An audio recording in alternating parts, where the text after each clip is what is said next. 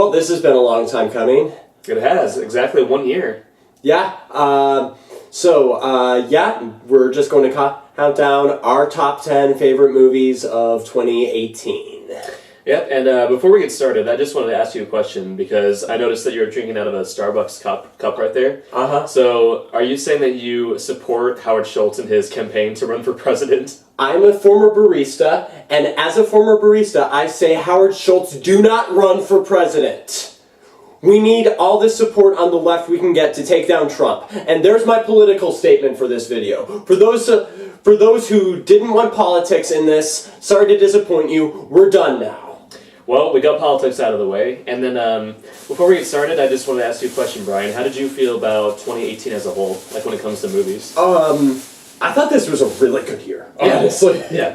I was really impressed by this year. Both, like, on the independent scene and the Hollywood scene? For the most part, yeah. There were some really good blockbusters. There were some fantastic independent films. I mean, not to brag, but I on my Letterboxd, I was keeping track of how many movies I watched this year. It's by far the most I've ever watched. I watched like 80 movies this year. You watched 80? Yeah. I kept a list as well, and I ended up watching around 50 before the start of 2019. And sadly enough, I've only seen one movie so far from this year, and that would be M. Night Shyamalan's new masterpiece, Glass. Which I still haven't seen yet. I'm probably going to sometime this week. It was pretty average. I've heard. I'm at least curious, though. But, I mean, it's my number one movie of the year because it's the only movie that I've seen so far. Oh, by the way, for those of you who are wondering, I got my dog here, Zuko, joining us in the video.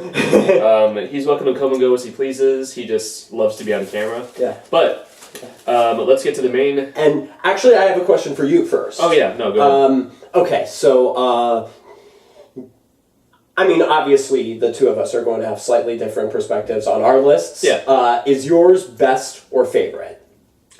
Oh, mine is favorite. Okay, because mine's best. Oh, yours is actually best? Okay. Yeah, but, my favorites are slightly different because, I do think they're two different things. Okay, yeah, no, I absolutely agree. Like, yeah. As far as, like, differentiating between your personal picks... Yeah.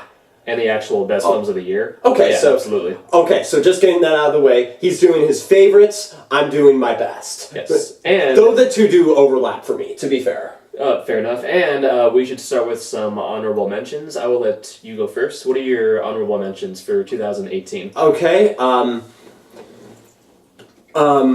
my first one is a foreign film. Okay. That was up for Best Foreign Language Film, and it was just Oscar nominated. It's called Shoplifters.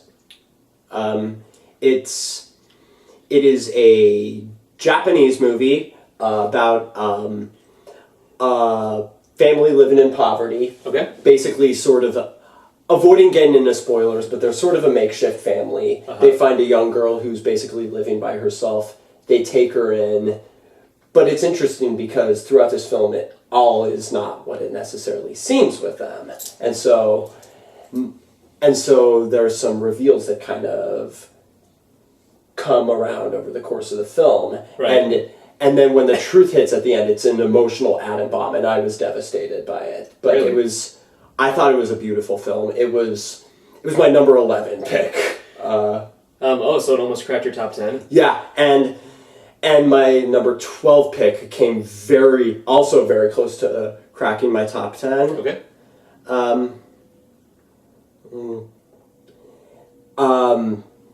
You're going to be pissed at me.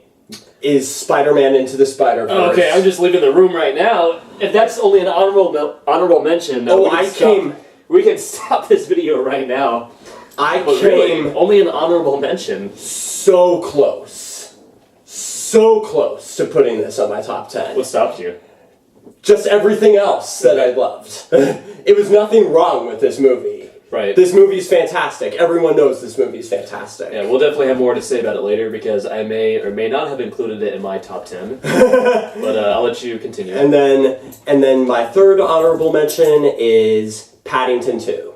Okay. Yeah, which came out in January, and it's lovely. It's one of the sweetest films I've seen in years. It's everything a movie for kids should be.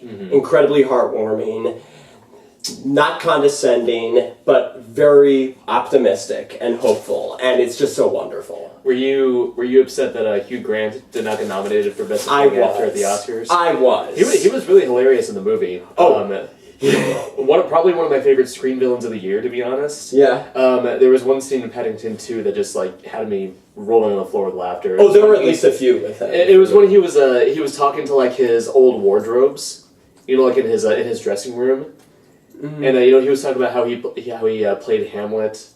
And different characters. Mm-hmm. Yeah, no, he was just a very funny character. I thought Hugh Grant was fantastic in that movie. Yeah. Okay, what are your honorable mentions? Okay, so my honorable mentions, I also have 3. The first one would be Mary Poppins Returns. Very charming sequel to the 1964 original, if I can be very blunt. Mm-hmm. Yeah? Did you get the pun there? Oh! Yeah, if I could be very blunt about Mary Poppins Returns, she was excellent, Emily Blunt. In fact, I saw the movie with my wife, and as soon as she appeared on screen, we instantly...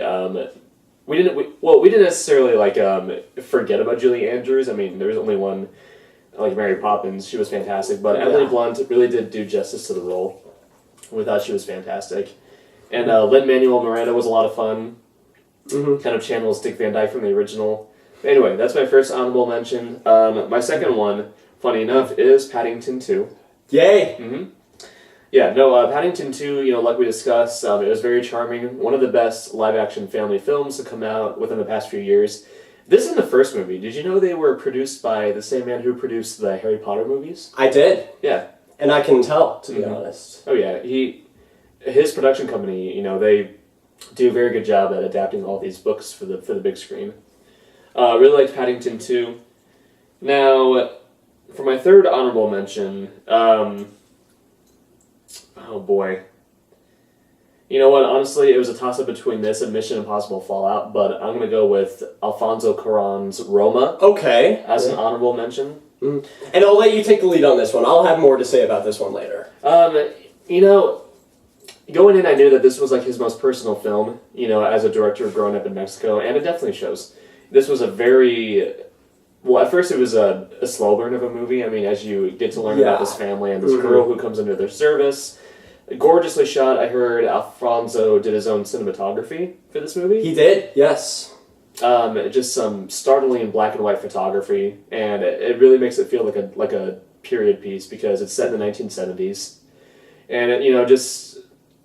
To be completely honest, I don't watch enough foreign films, as it is, so I really don't want to fix that, but I thought it was very good overall. Didn't quite crack the top 10. Okay. And my dog is barking because he thinks that I should have put Roma in the top 10. As do I. Yes. So... Okay, now we are going to get into our official top 10. Do you want to take the lead on this one? I'll let you. Okay.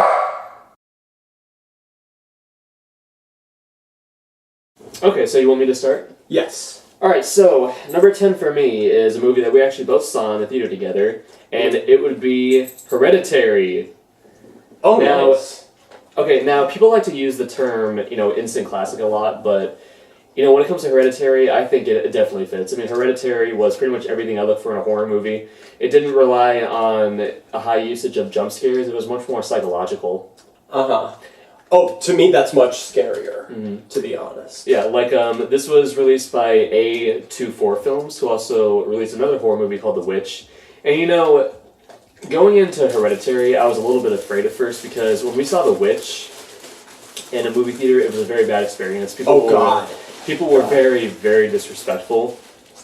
But no, the audience that we saw Hereditary with, they were actually really getting into it. And Toni Collette gives an astonishing performance. She was so good. She really was. She was so good in this movie. You know what? I was honestly surprised that she didn't get more recognition from the Academy because... She should have. Yeah, she really should have because she plays this grieving mother who just lost her mother. And, spoiler, for those who haven't seen the movie, she does lose her young daughter at some point in the film, and there's a scene where she just completely breaks down and loses it after losing her daughter, and man, she was just fantastic. That that scene that you're talking about was gut-wrenching. Mm-hmm. And I'm a big horror guy. Mm-hmm. I watch at least 5 new horror movies every week, and this one really startled me to my core. There were some very memorable, gruesome images in this movie. I'm going to talk about one in particular because this shot caught me so off guard that I think I made an audible sound in the theater. Yeah. We already mentioned that the young daughter does die in the movie, but she ends up getting decapitated by this light pole by accident, and they show her head. Her decapitated head God. On the side of the road covered in ants and dirt. And it was the most disgusting. It was the most disgusting, horrific thing I had seen in a movie all year. Just that single image. It's going to be burned in my head for the rest of my life. I was not disturbed by I was not more disturbed by a movie all year. But yeah, Hereditary, not my favorite horror movie of the year. We'll get to that, but yeah. Fantastic debut by the director. I believe his name is Ari Aster, excuse me. Can't wait to see what he does next, but I'll let you do your number 10. Okay, let me see. My number 10 is... hold on.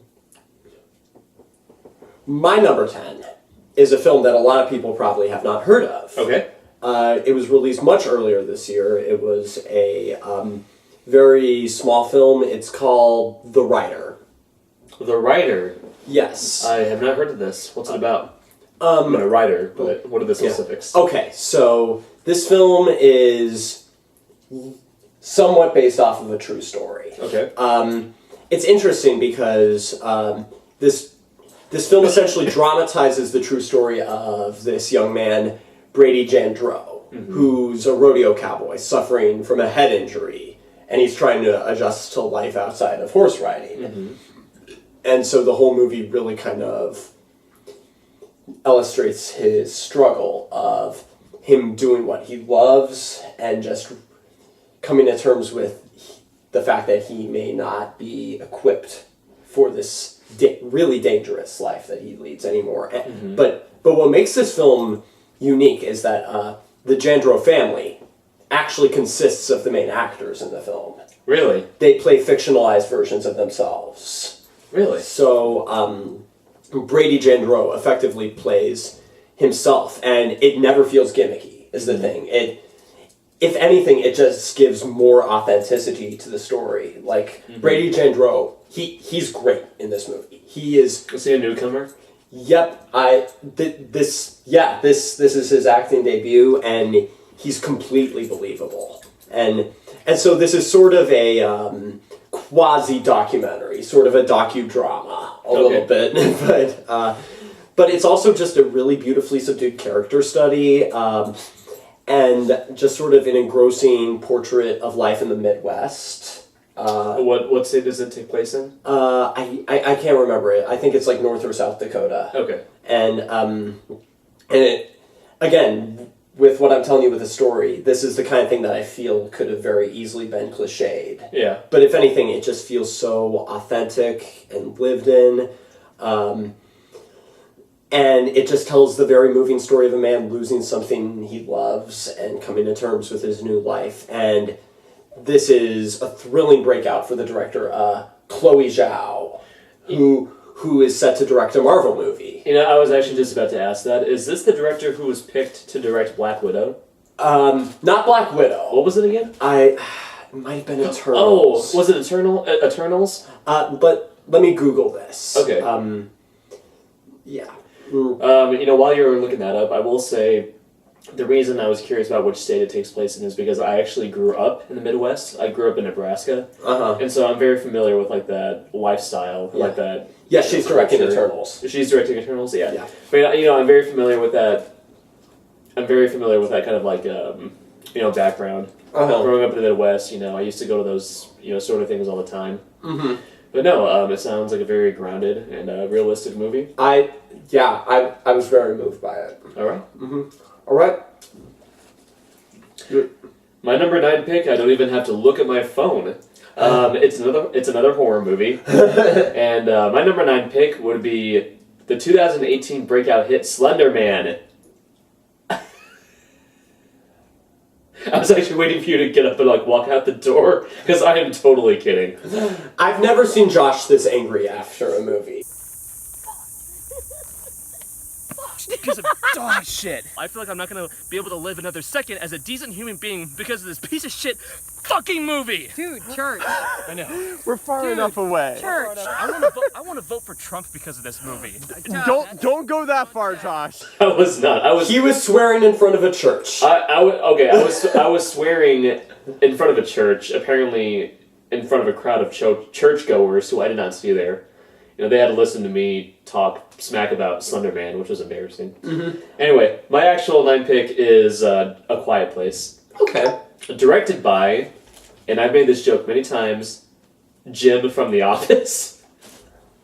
Nobody in this office has said anything for 45 minutes. Yeah, well, I think that A Quiet Place pertains to the area that he goes to get away from Michael Scott. That's A Quiet Place. Yeah. Anyway, in all seriousness, this is my favorite horror movie of 2018. It's a very clever idea. I mean, there have been people who have been, picking apart the plot. Well, this doesn't make sense. Mm-hmm. How are they able to produce electricity without a generator? Doesn't a generator make noise? But I mean, come on, listen. I'm sick of that shit. I know. Saying that it's a work of fiction is kind of it's considered a lame excuse, but especially in a story like this. I mean, this is fantasy. You just kind of have to accept that this is the world they live in. Mm-hmm. But more specifically, the opening sequence was probably my favorite opening to any movie of 2018. Mm-hmm. I mean, it's impossible to get into it without spoilers, so I'm just going to say up front, spoilers. But yeah, just seeing John Krasinski and his family trying to live in this post-apocalyptic world where these creatures have killed off most of the population. Mm-hmm. It immediately set up a very eerie tone that would continue for the rest of the runtime. And basically what happens is that their youngest child ends up getting killed by one of these creatures. Uh-huh. A hell of a way to start a movie. I mean, pretty much from that point on, it had my attention. Both this and Hereditary. Yeah. There are probably more jump scares in this movie than Hereditary, but yeah. Personally for me, I'm going to sound like the biggest simpleton, but I just found this movie to be a bit more thrilling than Hereditary. Uh-huh.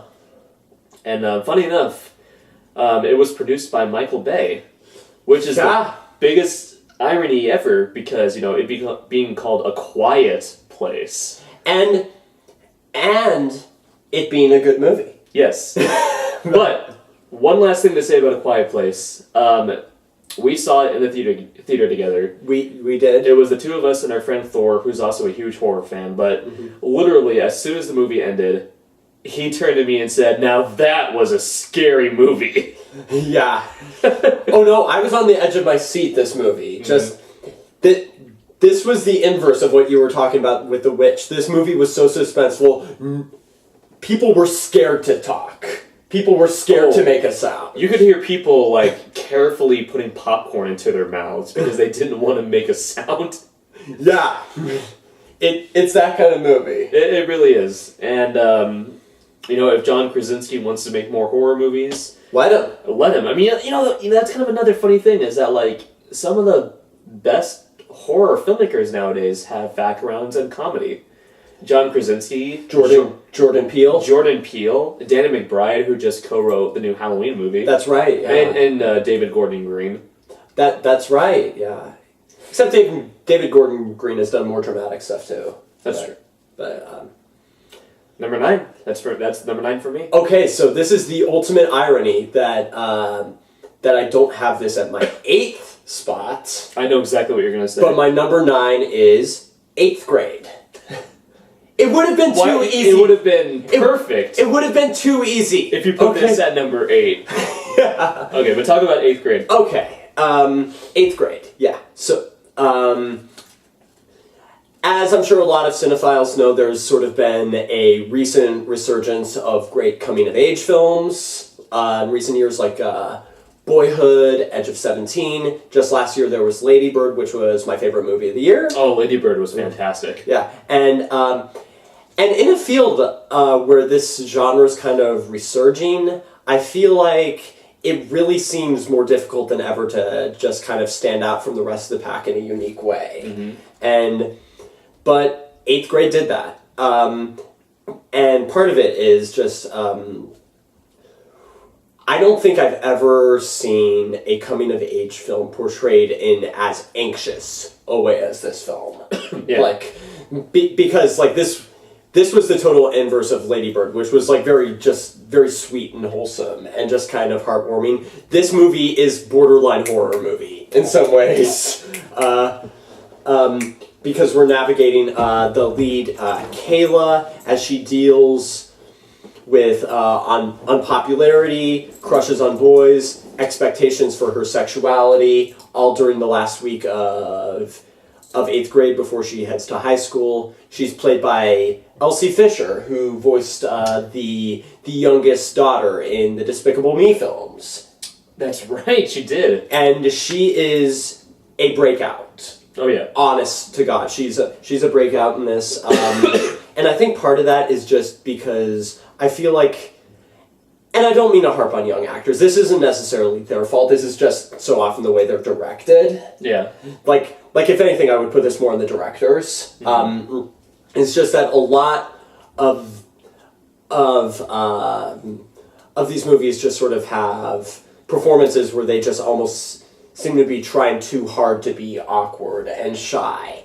She was very natural. She was so natural at this, and I know that saying that sounds mean, but that is meant as the highest compliment possible. Oh yeah. And then the other thing that I think made this movie very unique was just this film being set against the backdrop of Snapchat and Instagram and Facebook. Yeah, and because throughout the film she posts regular motivational videos on YouTube on just like, hey, how to be yourself and how to reach out to others and just go to a party and not feel out of place. And this was funny on one hand, but I also found it very sobering in a lot of regards, just because I felt like this did an excellent job in displaying just the way how growing up in an age built almost entirely around social media creates a whole new set of anxieties, because there's this additional pressure to have all these likes and all these followers. And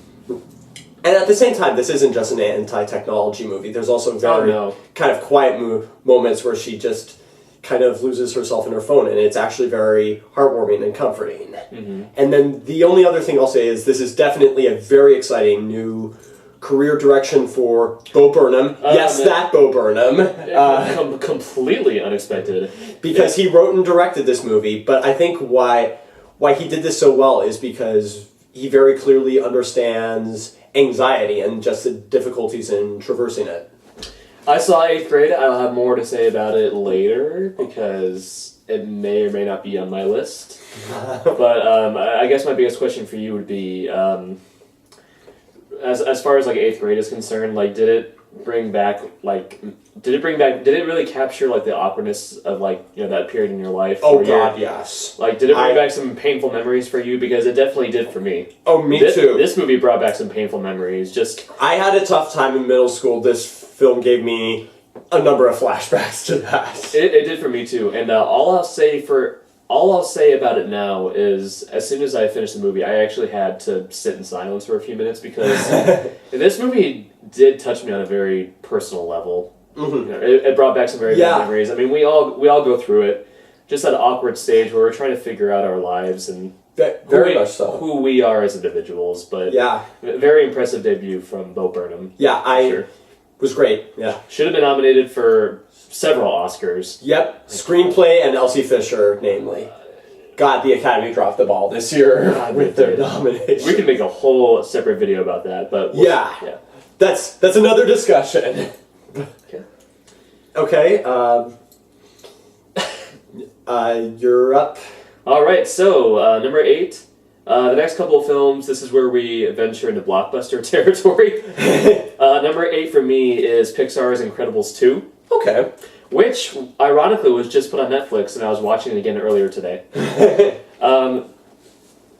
You know, the best compliment that I can give Incredibles 2 is that it doesn't feel like a cash grab sequel. You know, Brad Bird waited 14 years to finally release this movie, and I can definitely respect the fact that he waited for the right story to come along. You know, as far as the story is concerned, you know, it's not as tight as the first film. Yeah. I definitely have issues with it. I mean, mainly the twist. That was my biggest issue. Just I mean, we've already gone into spoilers, but when you find out that like this woman is actually the villain and she's been pulling the strings this whole time, obvious. It's so obvious. She's even designed as a villain. She looks she looks sinister. I mean, no surprise there. But what really carries this movie is the humor. Oh, this movie's really funny. Yeah, especially in the scenes between Mr. Incredible and his kids, because you know he's tasked with babysitting his kids while his wife goes out to pursue a career, which a lot of men. It's basically Mr. Mom. Especially in this day and age, a lot of men can relate to, you know, can relate to that scenario. But some very funny sequences that I think might even top the first film, particularly the epic battle between Jack Jack the baby and the raccoon. that was like its own Academy Award winning short in itself. It was fantastic. If the rest of the movie had been just utter dog shit, that still would have made the movie for me. Oh, absolutely. It still would have gotten a 93% on Rotten Tomatoes for that scene alone, because that was hysterical. Yeah. If I had any like other complaints, it would probably... it kind of repeats some story beats from the first film, you know? That's my thing with it. I mean, I really liked it too. I'm not quite as positive. Yeah. I thought it was rock solid, but yeah, no, I definitely agree with that. Definitely one of Pixar's better sequels, in my opinion. Better than Finding Dory, better than, Cars 2 and 3, better than Monsters University. Yeah, I'd agree with that. Not as good as the Toy Story sequels. Not as good as the Toy Story sequels, but as far as Pixar sequels, it's definitely up there. Yeah. For sure. Yeah. Last thing that I can say about Incredibles 2 is I just wish there were more scenes between Edna Mode and Jack Jack, because seeing the two of them together was comedic gold. Yes. Like just the scene where like Jack Jack is transforming his face. Oh, yeah. To look like hers. Man. That was freaky. It was freaky. You know, another thing this movie could have done was it could have been really annoying as far as the dad having to stay at home and watch the kids. But it really wasn't. And actually, it got very touching at scenes. Yeah. It was Mr. Incredible really discovering what it's like to be a good father to these kids. Yeah. I mean, I'll just say I don't like it as much as the first movie, but that's more a matter of what is right about the first movie. Oh, yeah. This movie's just really good, and the first one I think is just pretty much a perfect film. But as far as Pixar films, does it rank in your top 10? This one? Yeah. Or Incredibles 2. I'm not sure. I'll have to think about it. But, yeah. I mean, Incredibles 1 is top 5 at least. Oh, it's my second favorite Pixar movie of all time. My favorite Pixar is still Finding Nemo. Yeah. Just because I'm a big ocean guy, but... Right. Yeah. All right. Number 8? My number 8. Just came out on DVD and Blu-ray, and I just bought it, is First Man. Which I still have not seen. I will let you borrow my copy if you want. Please. Yeah. Okay, pretty much, both of us have adored Damien Chazelle's body of work so far. Yes. Like, I'm pretty sure the first year-end list we did, both of us had La La Land at number 1. For 2016, yeah. Yep. Love La La Land, adore Whiplash. Which one do you like more? La La Land, but just by a little bit. Me too. And so my expectations were pretty high for First Man. And granted, I was not disappointed, but at the same time, I don't really think this was necessarily the film that a lot of people were expecting it to be. Because this movie sadly did underperform at the box office, which I don't understand. And I don't understand how that would impact its showing at the Academy Awards. Like, only 4 nominations, not even film editing, guys. Really? But But what I really like about this movie is because obviously this tells the story of Neil Armstrong and his trip to the moon. Oh, it wasn't Lance Armstrong? I was so hoping it would be about Lance Armstrong trying to get to the moon. Oh, that would be a much bleaker film. That would basically be sort of a Rise and Fall of Goodfellas, Wolf of Wall Street. Oh, God. we can call it Strong Arms. Anyway. But, Live Strong. Live Strong, yeah. But, so what I really like is that, Damien Chazelle, I think, does a really good job of avoiding a lot of the potential pitfalls that a lot of biopics, even really good ones, I think fall into a lot. Which, we were talking about this when we watched Gotti, but... Oh, the John Travolta movie Gotti? Yes!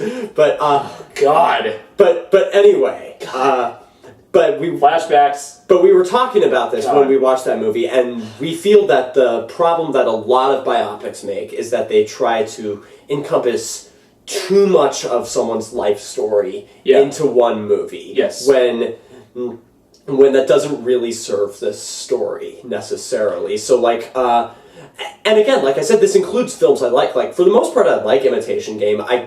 I'll be honest, I could have done without the framing device with him after the war. Right. Just because I feel like, had it just been focused on him with his work on the war, I think it would have been very focused. Mm-hmm. But I think this film does a really good job of that because he only displays a small slice of Neil Armstrong's life. He gives him an arc, he gives this story an arc, and I would say most importantly, he makes his accomplishments matter on both a large scale, like what the moon landing meant to this country, and what it meant to Neil Armstrong.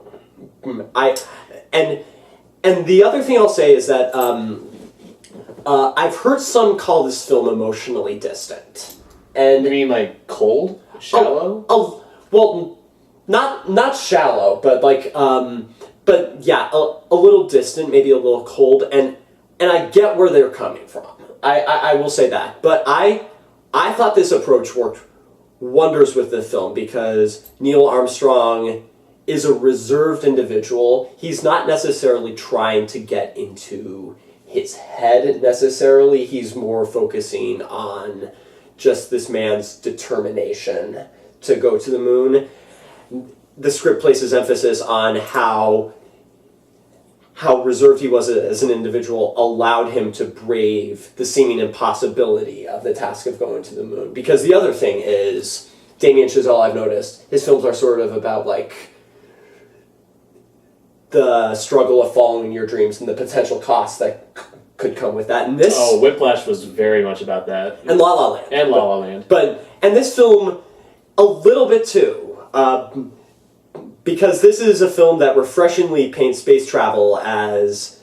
It basically takes the piss out of space travel. There's moments where they're in the cockpit and they're reaching the atmosphere where it's really intense, where, like, the editing is kind of kinetic.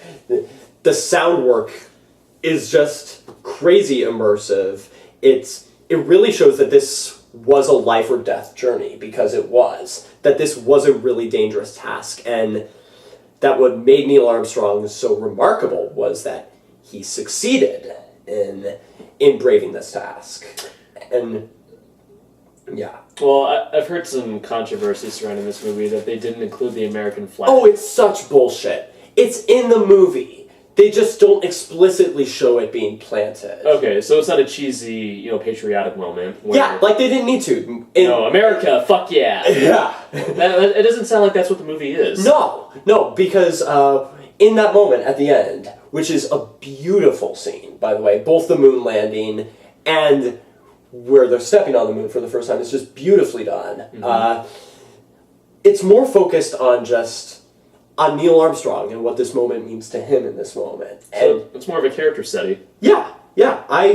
And again, like I said, I don't necessarily think this was the film a lot of people were expecting, but I really loved this movie. And I can't say that I liked it, that I thought this was quite as impeccable as Whiplash or La La Land, but a few things are. Yeah, no, It's more a matter of what's right with those movies than anything that was wrong with this. No, I can't wait to see it. I think the only reason I didn't see it was because there were just so many other movies that I wanted to get through. Mm-hmm. But yeah, no, for sure, I will check it out. And Ryan Gosling's great in this movie. Yeah. Okay, what is your number 7? We're at number 7 now. Okay, we're still in blockbuster territory here. My number 7 pick is Avengers: Infinity War. Okay, I don't know why you're laughing because. Oh, okay. I'm laughing because of the ending. Okay, fair enough. You know what? I'm going to snap my fingers and turn you into dust. And I'm going to do the same. Another one bites the dust. Another one. No, Bohemian Rhapsody is not on my list, by the way. Anyway, okay. So I'm going to go into the actual film itself, but I will say, watching a Marvel movie on opening night is a really great movie-going experience because I went to go see this with my wife on opening night. I think it was a Thursday, and we saw it in this really big Dolby Cinema, and you could tell that everybody was just like in unison as far as like how much they loved Marvel. Yeah. They were like cheering at the right moments. They were crying at the right moments. How did they take the ending? Okay, I actually have a funny story about that. Because, like I said, it was me and my wife, but we also had a group of friends who were sitting like further back. Yeah. And when it got to the end, when like everyone started disappearing, I could Spoiler alert! Well, we've already gone into spoilers with like the other movies. Sure, I'm just kidding. You're just joshing me. Yes. Anyway, when it got to the ending where everybody starts disappearing, well, half of the population starts disappearing. Literally, I could hear my group of friends behind me just like gasping so loud. They were the most audible ones in the entire theater, just like screaming at the screen, like, "What? Oh, fuck Thanos!" Oh, I have a more embarrassing story because I didn't go with you, but I went that Thursday night. I think I've told you this. The second the credits started rolling, I heard someone scream, "What?" Yeah. And then I started clapping just because I thought it was a good movie. Oh, and then no. And then I just slowly realized it was like this. I was like, it was like an awkward moment. I was like, wait, this is not the right time. It was an awkward moment. And I was clapping because it was a good movie. Yeah, but I'm sure people like misread that. They probably thought you were a DC fan, clapping because half of the Avengers were dead. Yes. Okay, but yeah, that's my story about seeing the movie. Now, as far as the actual movie itself, I mean, this has been said so many times before, but this could have been a total clusterfuck. Mm-hmm. I mean, on paper, I mean, not to pick it apart too much, but on paper, it kind of is. Yeah. You have a huge cast of characters. Like, I think I read somewhere that it was like over 60. I might have the number wrong, but it was a large number of characters. Yeah, but it's at least around there. Magically, the movie doesn't feel like too much of a clusterfuck. Because I'm impressed with how they balanced it, to be honest. Because, perfectly balanced, as all things should be. As I sit here and quote Thanos. But no, just the way that the screenwriters and the Russo brothers were able to take all these characters and, put them into this cohesive narrative was very impressive. And the reason it's so cohesive is because it's really about Thanos' journey. Thanos is the main character of this movie. He's the main character. It's about his quest to collect all these Infinity Stones so that he can correct the universe in his own unique way. And, all the other side characters like the Avengers and the Guardians of the Galaxy, they're all trying to deal with this. Mm-hmm. And that's what separates it from something like, say, The Amazing Spider-Man 2, where there were some B-plots that had almost no relation to one another. They just existed to set up future movies. Yeah, they just existed to set up future movies. In this movie, everyone has the same goal, to stop Thanos. It's all part of the same story. It's all part of the same story. Because this is the culmination. Now, as far as favorite moments in particular, I could talk all day about this, but I do have a couple that I want to point out. I was really amused at the Guardians of the Galaxy and their intro. When it just cuts to space, and you see the text that says, "Space!" Yes! And it's playing one of my all-time favorite songs, Rubber Band Man by the Spinners. Yeah. And you just see Chris Pratt, Zoe Saldana, and all these characters we've grown to love, just interacting off one another. I love that scene. I love the Guardians intro. I love the scene where Thor takes them to Earth and Groot shouts, "I am Groot," and then Captain America just goes, "I am Steve Rogers." Yeah, no, I mean, we're sounding like a couple of fanboys, but really, I mean, there were just so many moments in this movie that really appealed to our nerd senses. Yeah. When Thor finally arrives in Wakanda with Rocket Raccoon and Groot, everyone in the audience was getting pumped at that moment. It was Literally awesome. Screaming at the screen. Now, you might be asking yourselves, okay, I mean, are you biased? Is Infinity War on this list simply because you're a comic book fan? Honestly, if you weren't a comic book fan and you went into this movie, I think you would probably still get some enjoyment out of it. My mom did. Yeah. Yeah. Because, I mean, even though these characters have been in many movies before this, they still set them up well in this movie. Yeah, I thought so too. They each have their own unique personalities. Yeah. You can separate Rocket Raccoon from, say, Captain America. Mm-hmm. But yeah, just, very impressive in how cohesive the whole thing was. Yeah, I dug it. Yeah. And all I can say about Endgame is why the hell did they get rid of Captain America's beard? Because goddamn, that man looks fantastic with a beard. He looks so great with a beard. He does. I mean, it could have been the opposite effect, where they could have just CG'd his beard off like they did with Henry Cavill in Justice League. Yeah. Maybe that's why he's crying in the Endgame trailers, because they CG'd his beard off. Oh, God. Anyway, yeah, that's my number 7 pick, Infinity War. I dug it. Not my favorite comic book movie of the year, though, and we'll get into that later. Both of us will get into that later. Yes. All right, my number 7. Another one we saw together. Mm-hmm. My number 7 is Black Klansman. Oh, yeah. Yeah. Spike Lee, baby. Yeah. Here's the best way I can describe this movie. Mm-hmm. This movie is the angriest movie that Spike Lee has made in years. Since Do the Right Thing. Uncoincidentally, it's also the best film he's made in years. Yeah. But just because, for anyone who doesn't know, it's loosely based off of just this crazy true story of Ron Stallworth, an African-American cop in the 1970s who worked to infiltrate the Ku Klux Klan with the help of his...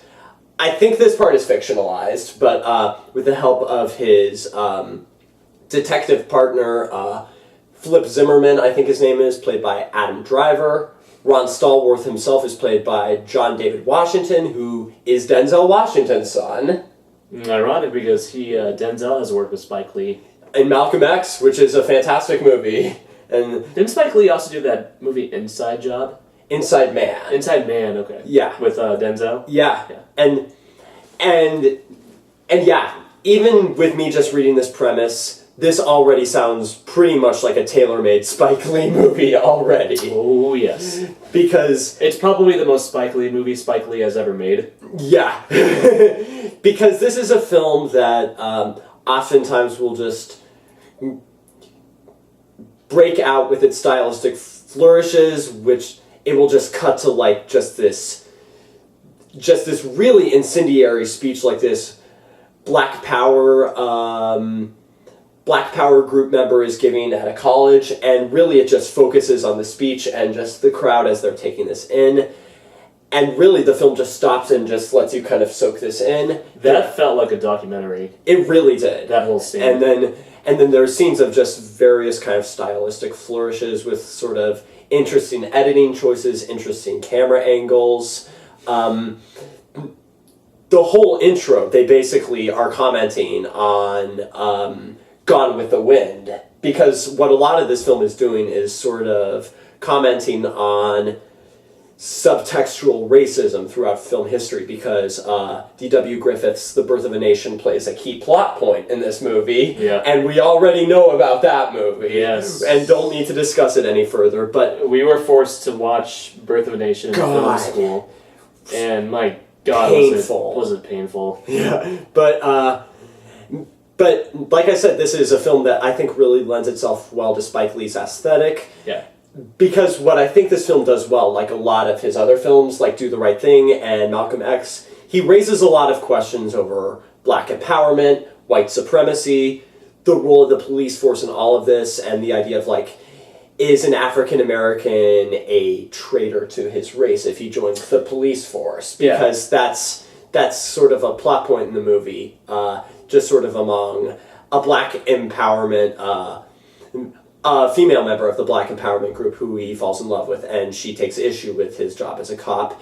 And so he raises all these questions, and really he just kind of leaves viewers to come to their own conclusions, because he knows that there's no easy answers for any of these ideas. But what's unexpected about this movie's really entertaining. Like, there were a fair number of crowd-pleasing moments in this movie. oh, this movie's legitimately laugh out loud funny. There are moments that straight up felt like they were out of Inglourious Bastards or Django Unchained, particularly all the moments with David Duke, played by Topher Grace. Dude, pretty much any time that he calls David Duke, played by Topher Grace, it was comedic gold. Oh, and I think it works because Spike Lee realizes that one of the most effective ways of tackling white supremacy is to display its idiocy in full force. Yeah, absolutely. And then the only other thing I'll say about this movie is that its ending is one of the most powerful I've seen all year.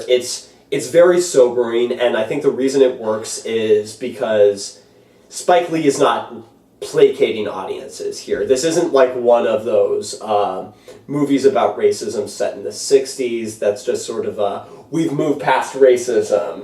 Look at how far we've come. If anything, he's shown that not only has it not been resolved, in many regards it may have gotten worse. No, you're talking about when they showed actual news clips? Yeah. Like at the very end of the movie? Yeah. Yep. It really makes you stop and think about like where we are as a nation, you know? You know, you know, it's very obvious that like we still have like a long way to go. Yeah. As far as like racism is concerned, and and particularly with sorry we said we weren't going to discuss politics, but also for the person sitting in the White House. Yeah.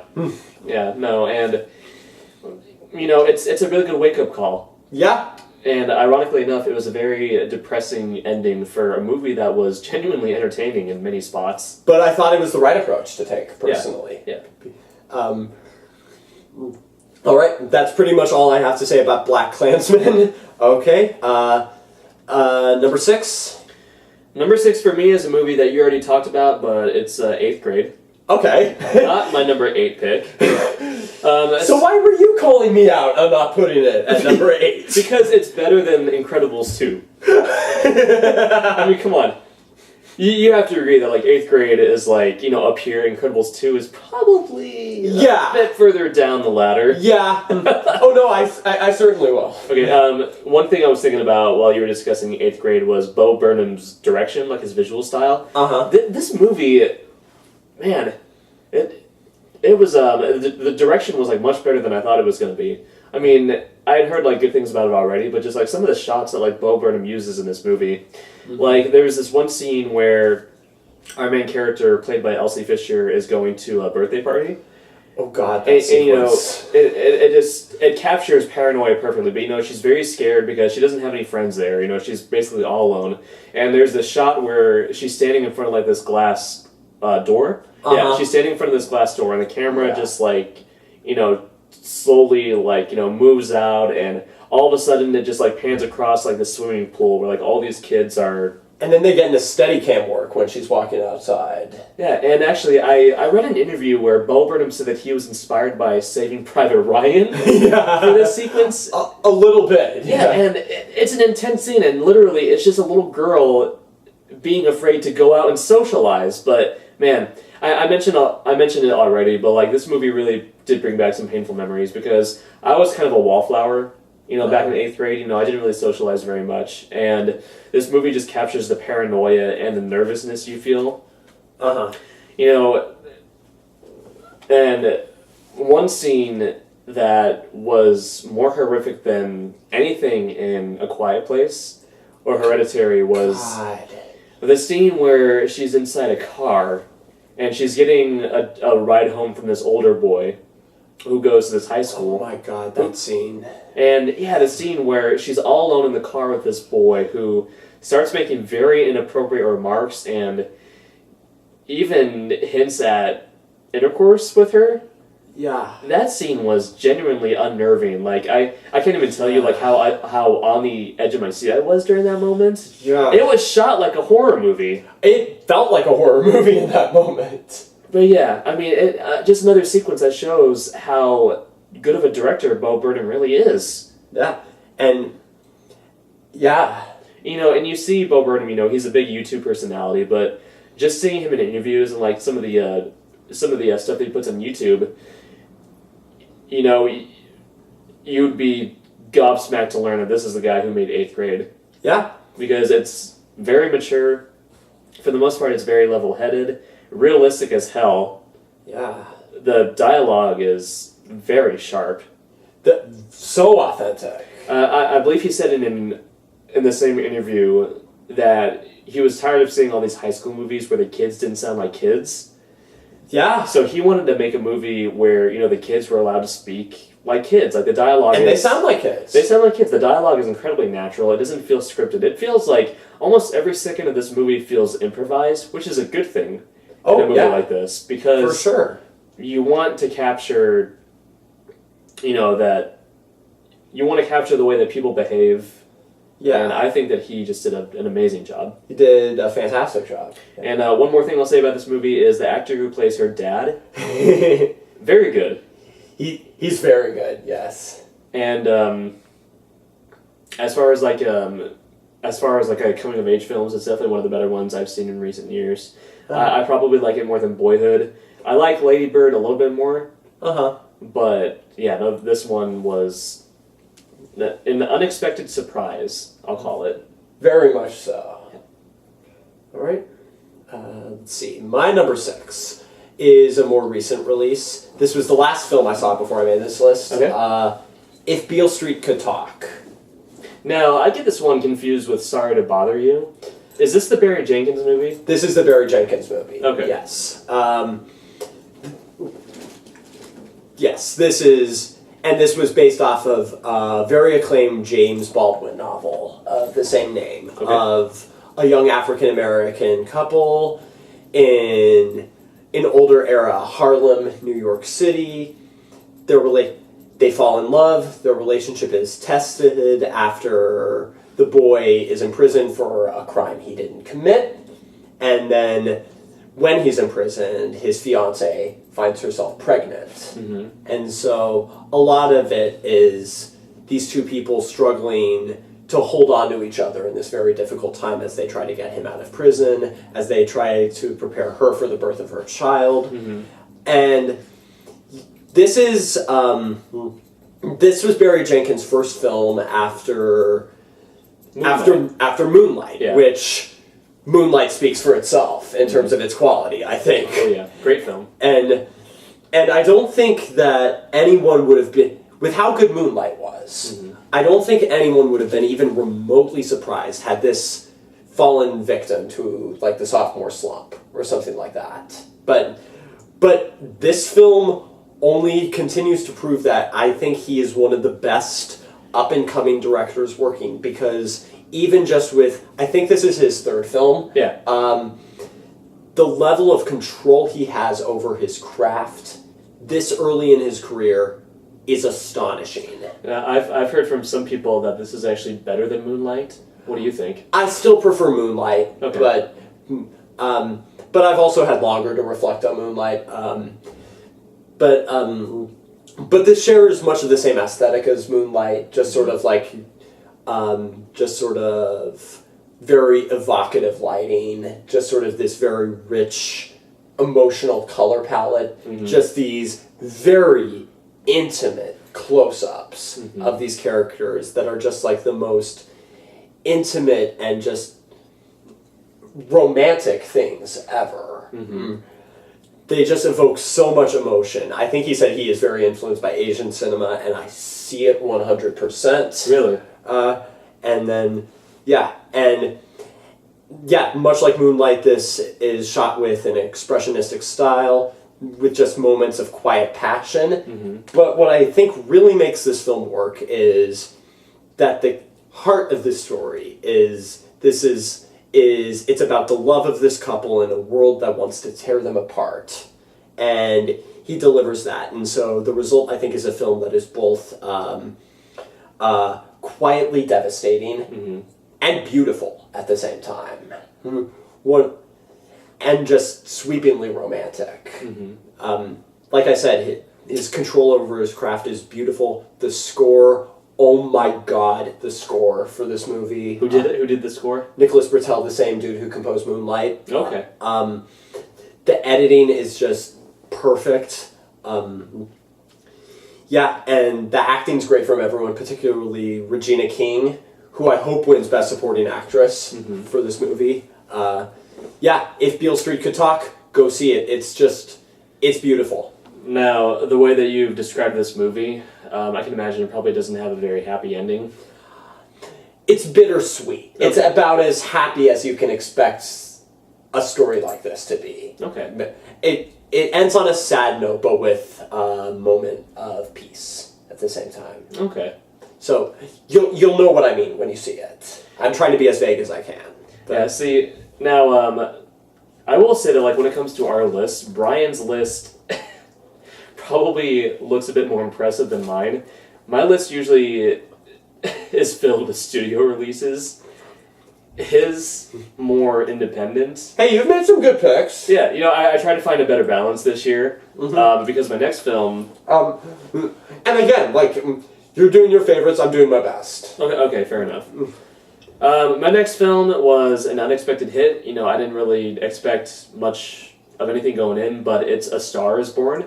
You know, Hey. Say it. I just wanted to look at you. No, I'm supposed to say that. You're supposed to say what? Hey. What? Just wanted to Wait, no, I gotta dramatically turn around. Let's try again. Hey. What? Just wanted to take another look at you. This man knows how to put a smile on my face. He is a romantic at heart. But, okay. So, I remember reading about this movie a while back. I think it was in, like, Entertainment Weekly or something. And I didn't think anything of it. I wasn't excited. Yeah. I haven't seen any other versions of A Star Is Born. You know, I just didn't care. I've seen the Judy Garland version, and that's it. I do want to see that one, but, you know, there wasn't really that much excitement.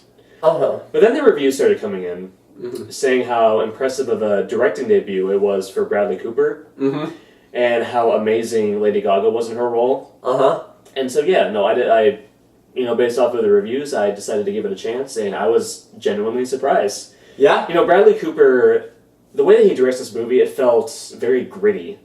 Yeah. You know, much of it is in that kind of handheld, almost documentary style. It feels almost like a backstage concert at some moments. Which is very appropriate because, yeah, it does feel like one of those backstage concert movies, which is, you know, fitting because it's basically about this popular musician whose life is falling apart, and you follow him on his journey as he falls in love with this woman, this lower class woman who has a dream of being a, you know, big time star. And I just gotta say, Bradley Cooper and Lady Gaga, their chemistry is... It's so good. Flawless. So good. Single-handedly, the best thing about the movie was their chemistry. I mean, the moments they had together... I was talking about 8th grade about how much of the dialogue felt unscripted. Some of the moments they have in this movie did feel very unscripted. Yeah. Like, if I remember correctly, there's a scene where they go to a grocery store, and... Oh, is that when they get the frozen peas? Yeah, that's when they get the frozen peas, and, you know, they just have a conversation about frozen peas, but... It's a charming scene. Yeah. And, you know, we've seen this kind of movie before, you know, I mean, obviously, because it's like the 4th or 5th remake? Fourth remake of A Star Is Born, but it just goes to show that some stories are timeless. Yeah. Works very well in a modern setting. It's him basically putting his spin on it. It really is.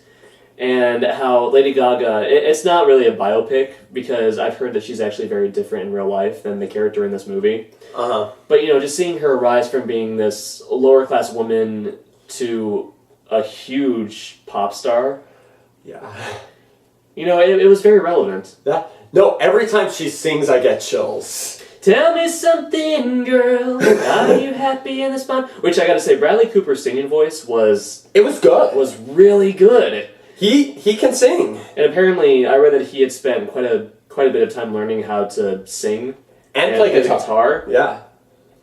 And I guess another thing that I have to say about this movie is something it does really well is, man, it just really gets you feeling emotional by the end. Oh, Because those who are familiar with the story, to say the least. something very tragic does occur. And we won't go into spoilers for this one. For this one, we will not go into spoilers, but let's just say something very tragic does occur. And, man, just the final scene of this movie just had me bursting in tears. I was close to tearing up myself. Mm-hmm. But yeah, no, A Star is Born, one of the better remakes that I've seen in recent years. by far. Bradley Cooper did not get nominated for Best Director, which is kind of disappointing. He did get in for Best Actor, though. He did get in for Best Actor, and it's definitely deserving. It's probably the best work he's ever done as an actor, probably. As far as, like, you know, pulling double duty, I would put this up there with Clint Eastwood's Unforgiven. As far as the best movies where the main star also directed. I'm not sure I'd put that high, but that's more just because I think Unforgiven is just great. Fair enough. Maybe $1 Million Baby. Yeah. I did really like this movie. I want to make that clear. Mm-hmm. I did genuinely really like it. Yeah. And Lady Gaga can act. She can. Her presence in the film was not a distraction at all. No. I thought she brought this character to life very well. Yeah. You know, I wasn't watching Lady Gaga playing a character. I was watching this character. She passes the camera awareness test, I think. Yeah, she does. Okay. My number 5. Okay. You're gonna be happy. Is a studio film. Oh boy, you're on my level. Yeah. No. This is also because this movie was genuinely amazing. Mm-hmm. My number 5 is Black Panther. Do I even really need to explain Black Panther at this point? Ryan. You know this film is so overrated. I mean, it did not deserve its Best Picture nomination. It's not quite as good as the hype made it up to be, so it's terrible. Boo, 0 stars. It's no Dark Knight, so it definitely does not deserve Best Picture, even though comic book fans have been complaining for decades that, man... I'm like... No, I'm just gonna say it. Some people may disagree with me, and that is fine. Let's talk about why you do think it deserves all the recognition it's gotten. Yeah. I mean, obviously, for one, it goes without saying that this film was a cultural phenomenon, and I think because of that, it would be easy to dismiss it as overhyped. But I think the buzz is warranted, because I think this is everything a superhero film should be. Mm-hmm. I think it's... I think it is well crafted on a directorial level, on a technical level. I think it is empowering. I think the film is culturally relevant. Mm-hmm. What I was very impressed by. I mean, to be fair, we knew this with Creed, but I'm amazed by how Ryan Coogler, the director, really proves his ability to avoid getting swallowed by the demands of a studio blockbuster. Mm-hmm. Because there are often times where indie directors start off small and then go into big scale projects, Fantastic Four. Josh Trank, Fantastic Four! Where they just get swallowed whole by it. And with both Creed and now Black Panther, I think Ryan Coogler has done a great job of bringing his aesthetic to Marvel. I'm sorry to interrupt, but can I say something about that? Yeah. I think the reason why he really flourished in an environment like this was because Kevin Feige embraced his vision. He supported him 100%. Oh no, this is fundamentally a Ryan Coogler movie. It really is. In the same way that Thor Ragnarok was fundamentally a Taika Waititi film. You can definitely tell that, they weren't trying to control him. They weren't trying to force their vision on him. It was the other way around. He was bringing his vision to Marvel. Yeah. Because really, I think the amazing thing about this movie is, with his Wakanda that he created, I'm trying to think when the last time I was able to say this was. What?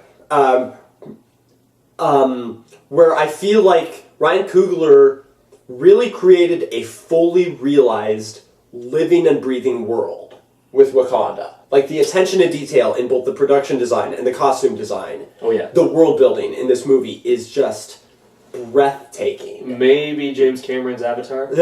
Yeah, I would say since Avatar, maybe even since Lord of the Rings, to be honest. Okay. But just because I got the scale of how Wakanda operates, I got the sense of all the tribes, I got the sense of how all the characters fit into this environment, and I think this, and so I think on that level, this film, just how it is a blockbuster with a real vision behind it, yes, I do think it deserves the Best Picture nomination for that. And then I think, on a story level, I think it's really good too, because, I mean, it pretty much typically charts T'Challa's journey to becoming king of Wakanda and just sort of his doubts about becoming king. And yeah, that does sound surface level, but I think what really makes this film just pass with flying colors is Eric Killmonger. Played by Michael B. Jordan. Who should have gotten in Best Supporting Actor. He is phenomenal in this movie. One of the best Marvel villains. He's still my favorite Marvel villain, to be honest. Fair enough.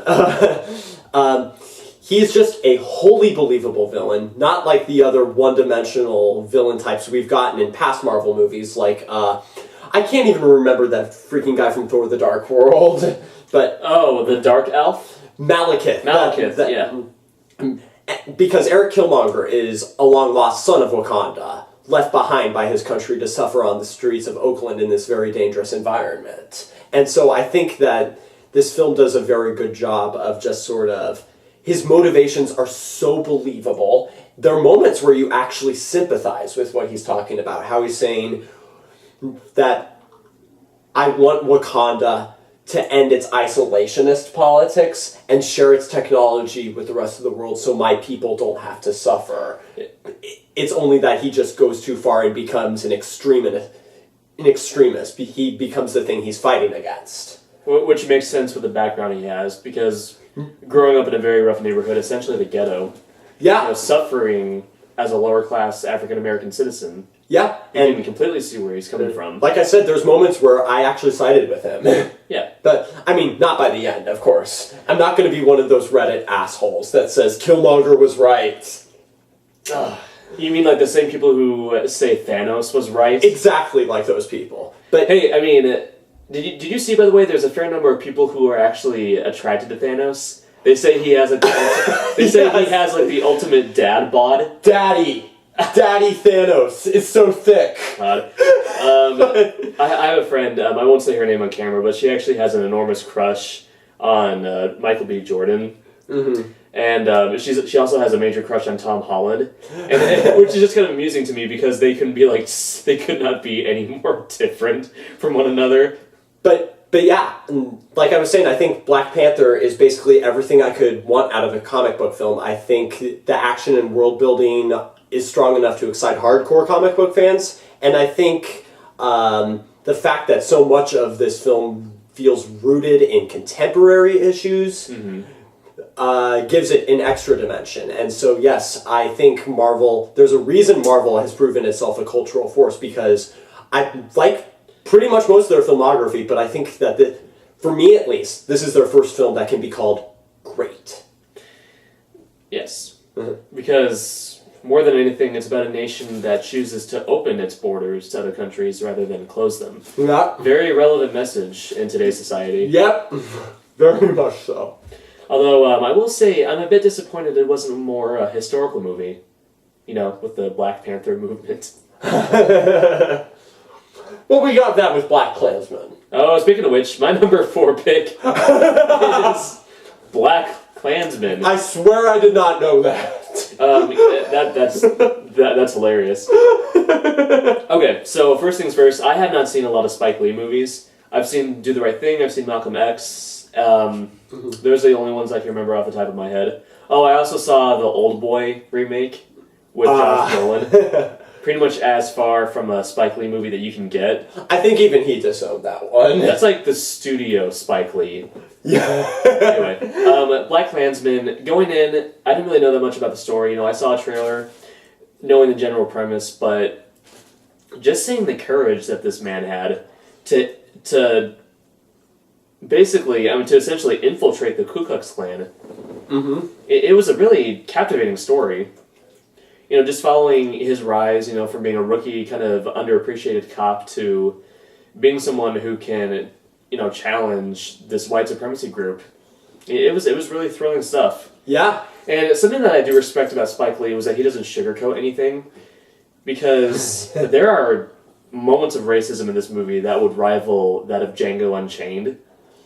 I think pass even that. Oh God, absolutely. Personally. I mean, this wasn't a necessarily extreme moment, but I remember this one scene early on in the movie where John Washington's character is working in the records section of the police station, and there's this cop there who's kind of pestering him. He's intentionally degrading him for being a black police officer, and Spike Lee, he shows it for what it is. It's disgusting, it's cruel, it's inhumane. Yeah.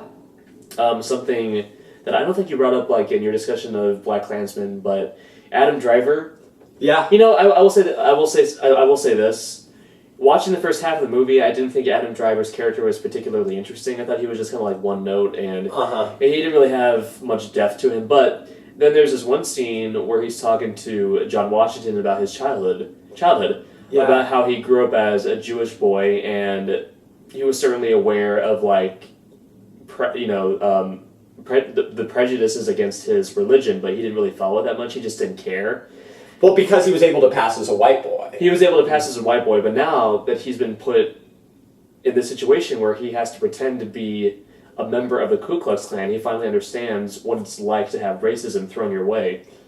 Yeah. So he's, I thought he was amazing. And the other actors, Topher Grace plays one of the most despicable yet pathetic movie villains in recent memory. And one of the most despicable human beings to ever live. Oh yeah, absolutely. And, the funny thing is that I heard this comment from the real life David Duke that he was offended by this movie because he wasn't happy with the way he was portrayed in this movie. Dude, you're an asshole.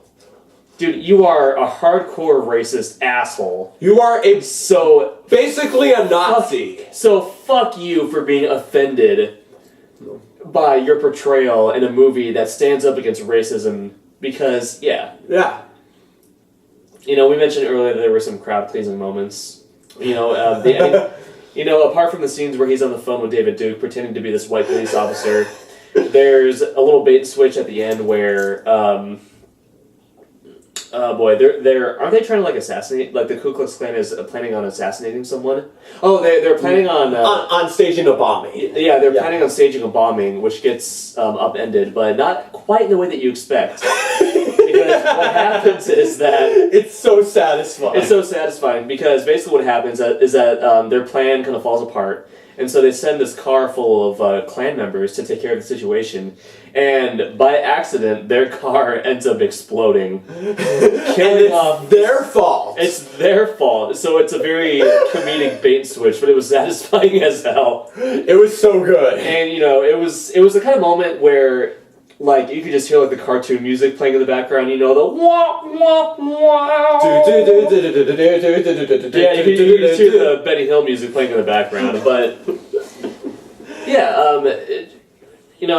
the best Spike Lee movie that I've seen. Yeah. Oh, something else we didn't talk about was the score. The score's pretty good for this movie. The 1970s, like, guitar riffs. Yeah. Straight out of a blaxploitation movie like Blackula or Shaft. Very fitting. Very, very fitting. And yeah, I think the score got Oscar nominated. Which makes me very happy because I love the score in this movie. I love anytime the composer uses an electric guitar. Respect. But yeah. BlacKkKlansman. Almost as good as that other movie, Black Panther, but we'll go into that later. And I'll let you have your say on that one later. Okay. My number 4. Did you ever see this one? What? My number 4 was Won't You Be My Neighbor? Yeah. You did see it? Yeah. Okay. God. This was by far the best documentary I saw all year. I was so disappointed when this was not even nominated for Best Documentary at the Oscars. Yeah, Oscars aside, this was probably the best documentary that I saw of last year too. This is probably just one of the best documentaries I've ever seen, personally. I'll let you Yeah. take the lead on this one then. I'll just say this. Obviously, with the title, this one's about Mr. Rogers. It goes without saying. I'll be upfront. I never watched Mr. Rogers as a kid. Oh, I did. I never did, and so I wasn't necessarily sure of how this film was going to speak to me, having not really watched it as a kid, and it turns out didn't make a lick of difference because I was emotionally overwhelmed by this movie. Like I am a hard ass. I don't ever cry at movies. For whatever reason, I'm not hardwired to. I mean, you cry when I force you to watch the really bad ones. Like when I forced you to watch Truth or Dare or Slender Man. I didn't cry during those. And yet you also went to go see the Happy Time Murders by yourself. True. But point being, I don't cry during movies. I came very close with this one. Same. Just because this obviously explores the life of Fred Rogers and the creation of his classic TV series. And I think the way this film works is twofold. For one, I feel like it lets people who grew up with the show, longtime viewers of Mr. Rogers' Neighborhood, look back on just something that I would suspect was a very crucial part of their childhoods. And on top of that, it allows non-converts like me to understand why this show meant so much to so many. And because it just paints a portrait of Fred Rogers as just this wonderful human being, at least from what I've gathered, one of the few who was never playing up his act as a saint. He genuinely was that achingly empathetic and individual. He never talked down to his audience. No. He always understood just that childhood is probably the most crucial part of someone's life because that's when someone develops. And so I think what this documentary does a great job of illustrating is how this show was meant to be his way of encouraging his young children to know that their feelings and struggles were valid. Mm-hmm. And just how he was always on this journey to spread kindness into the world even when it seemed impossible. And particularly in this day and age we're living in, I think that's a very important message, to say the least. Yeah. I watched quite a bit of Mr. Rogers' Neighborhood when I was a kid, and I remember being worried that he wasn't this good in real life, that maybe like, when he wasn't filming he was completely different, but no, this documentary shows that he really was this good-natured, wholesome man who cared about others. If there's anyone who's ever been close to a saint, I think it's him. Mm-hmm. Yeah, and the reason the documentary got me so emotional, I think, was for a different reason entirely, was that I don't know, a part of me feels that, like, he felt pressured to, he kind of felt this pressure to make the world a better place. And, what I mean by that is, he didn't feel like his message was being taken seriously by other people. That it wasn't making a difference. Yeah, that's what I meant, was that he felt like he wasn't really making a difference. And that part got me really emotional because, I mean, you try your best to be a good person all your life, and you're just worried that you're not really making much of a difference on anyone, but it just made him this completely relatable figure. Yeah, like I said, I was an emotional wreck after this movie. Yeah. But yes, I will be your neighbor, Mr. Rogers, absolutely. I'll move out of my apartment, I will move into your neighborhood as soon as possible. Yeah. How do you think the Tom Hanks movie about Mr. Rogers is going to be this coming year? Well, I think Tom Hanks is a really good choice. Yeah, I'm hopeful. I don't think it'll be as good as this, but no. But I'm hopeful. Because the same director just did that one with Melissa McCarthy, Can You Ever Forgive Me? Yeah. And that was very good. So I'm hopeful. And when you're comparing like a documentary with a fictional movie, well, not really fictional, but with a Hollywood movie, essentially, with Tom Hanks. I mean, of course, the documentary is going to be, like, better. Yeah. All right, what's your number 3? Okay, I'm really excited to talk about this movie because this is one that you have not seen. Ooh. And surprisingly, not many people have heard of, but it's Revenge. I've heard you talk about this. Okay, so, oh my god, where do I even start with this movie? So, Revenge is this French movie about this young woman who goes on this vacation with this wealthy businessman who is essentially cheating on his wife with her. He takes her out in the middle of... He takes her out to the middle of the desert with his 2 friends who are complete scumbags. She ends up getting raped by one of them and taken out to the middle of the desert where she is almost killed by this businessman and his scumbag friends. And then the rest of the movie is essentially this revenge film where she becomes a completely different character. She starts off as... she's not really a bimbo because you can tell that there's definitely a lot of intelligence there, but she's more promiscuous. She's kind of a party girl at first, but she gradually becomes more of a warrior, much more of a defender. And this was directed by a woman, and I'm sorry, I cannot pronounce her name, but the ending of this movie pits her against this businessman who is completely naked throughout the whole thing, which is interesting because we talk about the male gaze, about how some male directors love to show off the female body. Michael Bay. In this ending, it's actually the exact opposite, where the man is the one who is completely vulnerable, while the woman is the one who isn't. She's actually the strong figure. Interesting. But yeah, I personally love revenge movies. I love Kill Bill. Yeah. There's a movie that came out several decades ago called I Spit on Your Grave, which many people have compared this to. I've heard a lot about I Spit on Your Grave. Oh yeah, which this movie does draw some comparisons to I Spit on Your Grave, but for one, this has a much better filmmaker behind it. Man, some of the visuals in this movie are stunning. Like, in the scene where she's left in the middle of the desert for dead, she's essentially being crucified on this cactus. Okay. And there's this close-up of this ant on the ground next to a splatter of her blood. And it's just... There's a lot of shots in the movie like that are very voyeuristic and compelling. This director has a very good eye. I haven't seen anything else that she's made, but she made a hell of an impression here. The main actress in this movie was the lead in one of your favorite horror movies, Rings. Not The Ring. 2017's Rings, which I forced him to see. But yeah, she's the lead actress from that movie. Sometimes I wonder why I do this, Josh. Because you love me. I do. But she gives a completely fearless performance in this movie. She puts her body through a lot. The last thing that I'll say about this movie is you got to take certain things...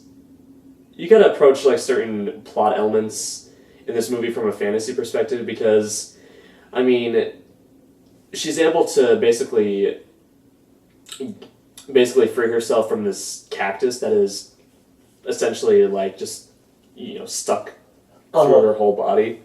There's, soon afterwards she goes into this cave and she essentially uses this hot piece of metal to close the wound. Shit. And the next morning, the wound is completely gone, and it's replaced by this tattoo of an eagle because there was an imprint of an eagle on this piece of metal. So yeah, you kind of got to approach some of this from a fantasy element. I mean, obviously, if you're crucified on a cactus, you're not going to heal immediately like that. But no, just of course, underrated as hell. But great revenge flick, and yeah, revenge. I'll check it out. If you don't see it soon, then I will get revenge on you. Well played. Okay. Let me see. My number 3 is First Reformed. Oh, the Ethan Hawke movie? Yeah. Where he's playing a priest? Yeah. Okay, so this movie was written and directed by Paul Schrader. Taxi Driver. Who wrote Taxi Driver. And I think he wrote the original draft of Raging Bull. I think he wrote one of the earlier drafts of Last Temptation of Christ. So he's worked with Scorsese a lot? Yeah, and this movie is his best film in literally years. Because I think before this he did like a direct-to-video film with Nicolas Cage in the stage where he had to pay off his taxes. And so basically just had to say yes to everything. I think he actually directed one of those. Are you serious? Apparently. And then he went to First Reformed. Okay. Quite a leap there. Yeah. Yeah, no. Okay, this, Would this movie have been better if Nicolas Cage was the lead instead of Ethan Hawke? I mean, I'll watch Nicolas Cage in anything, so I can't be unbiased about that question. I'm gonna reform myself, you know? Well, somebody has to do something. Somebody has to do something around here, you know, in the name of the Father, the Son, and the Holy Ghost, you know? I would watch that movie, to be fair. But, okay, so, Ethan Hawke is the lead actor in this movie. He plays a Reverend Ernest Toller, who is navigating multiple personal crises over the course of a couple weeks. These include the fading relevance of his own church, which is sort of a relic of the past. It's a 250-year-old church. Catholicism? I think it's Catholicism. Yeah. Okay. Or maybe it's just non-denominational Christianity. Whatever it is. But it's like a 250-year-old church that has like sort of a small dwindling crowd every week as compared to this this much bigger, just sort of mega church, like in the same vicinity, that is much more popular, that is much shinier, more showy, much more commercial, and is led by Cedric the Entertainer. Yes, What? I'm serious. And he's really good in this movie. Giving a dramatic performance? Yeah. And so his church is sort of falling apart. His health is failing because it's implied that he is getting stomach cancer. Ooh. And then He's living a hard life. yeah.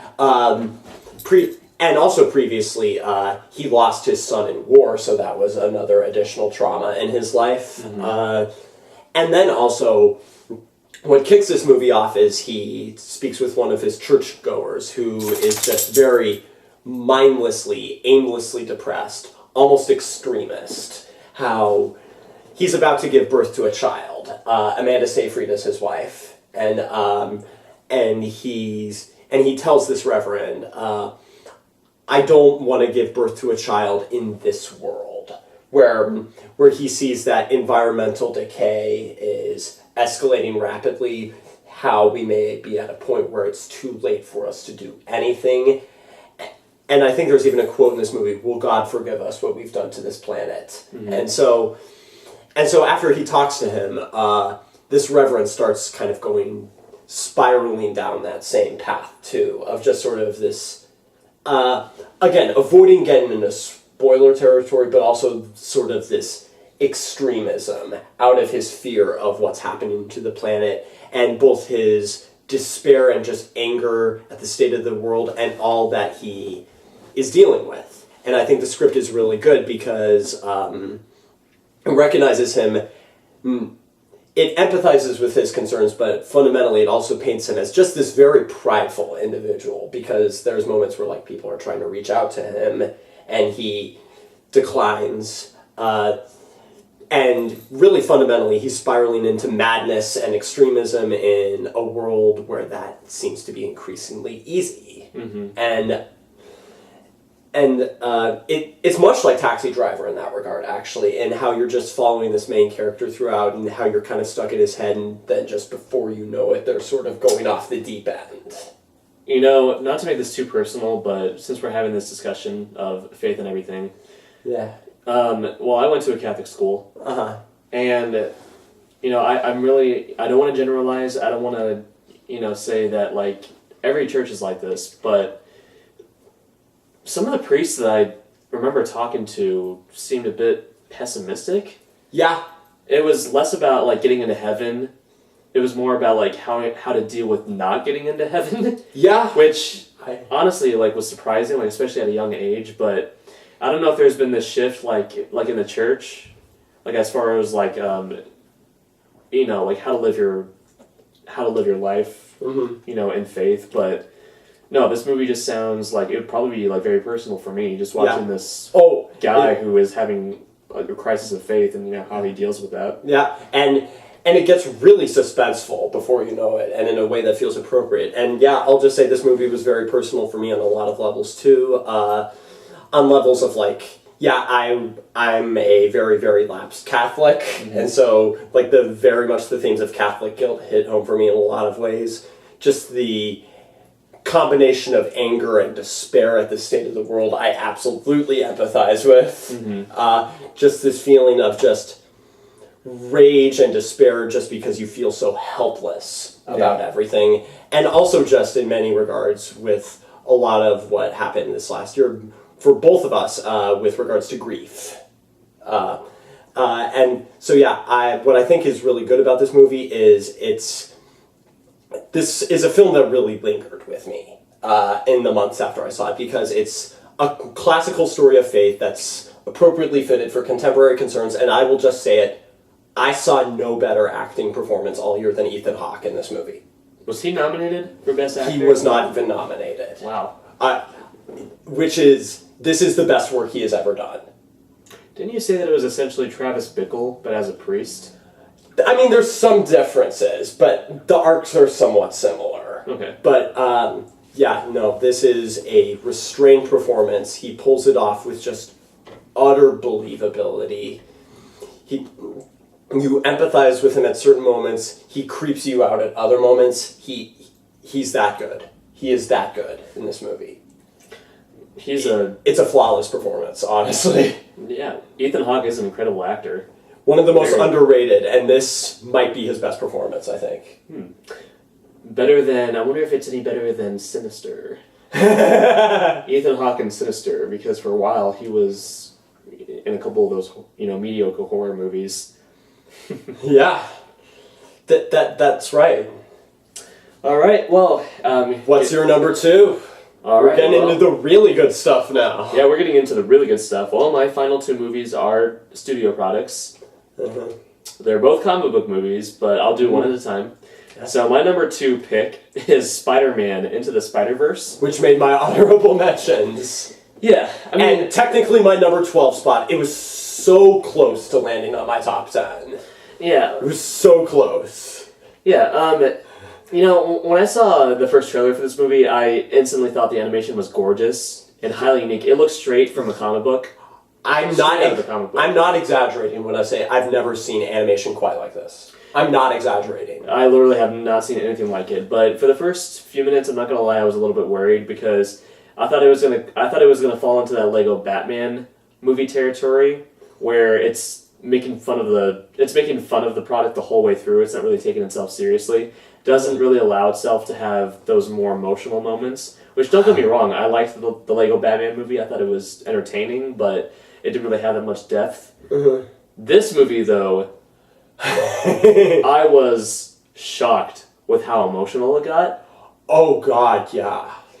And everything with his uncle. Yeah, don't get me wrong.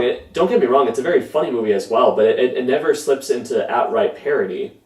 You see the origin story of Miles Morales, this young kid in New York City who, lives with his father, who's a very strict police officer, and his mother, who, if I remember correctly, is a nurse. Yeah, I think she was a nurse. But, he doesn't really look up to either of them. They're not really role models for him. He is more close to his uncle, who is more of a criminal. He does graffiti. He's kind of distanced himself from Miles' father because of his lifestyle choices. But yeah, just the connection that they have, and then when you find out later that his uncle is actually turning into a full-fledged supervillain. It was an emotional journey. Yeah.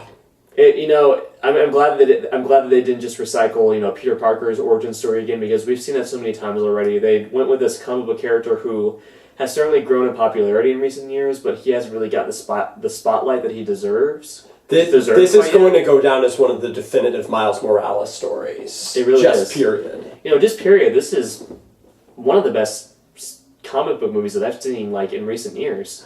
Honestly, it's probably one of my favorites ever already. And really, it's because it takes the material seriously enough. We get all these different Spider-Man characters.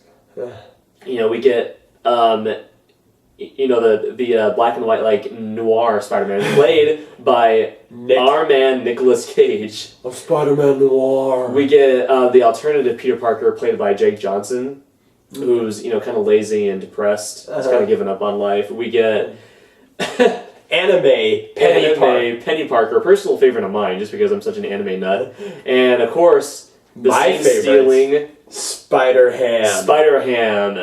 Peter Porker. Whoever invented Spider-Ham deserves a Nobel Prize. But yeah, of course, I was happy to see all these spider people on screen, you know, at the same time, but they didn't feel like caricatures. They felt like full-fledged individuals with different backstories, and yeah. I mean, Spider-Man Into the Spider-Verse completely subverted my expectations in a number of ways, and it surpassed them in many other ways, too. The villain of this movie, Kingpin, I mean, he was probably the least impressive thing about it. He was pretty one-note. He was just this big, hulking, you know, bad guy who wants to... He basically wants to turn back time, you know, for reasons, but that was probably my biggest gripe about the movie. Everything else, there were some very funny lines, good relationships between the characters. Yeah. And something that I think this movie did better than, say, Spider-Man Homecoming was, I thought his arc as Spider-Man was much more compelling than Tom Holland's in Spider-Man Homecoming, because one complaint I've heard about Spider-Man Homecoming was that he doesn't change too much by the end of the movie. In this movie, though, I mean, he has a full-fledged arc. I mean, he has to basically become... Oh, no, that moment where he becomes Spider-Man? Yeah. I cheered in the theater. I wanted to cheer, because he doesn't just become another... He becomes his own Spider-Man. You know, he becomes his own person. Yeah. And also because for so much of the movie, he's spent trying to live up to this other Spider-Man and all these other Spider-Men. And so... And it all just comes back to him, and it's about him finding his place in this world.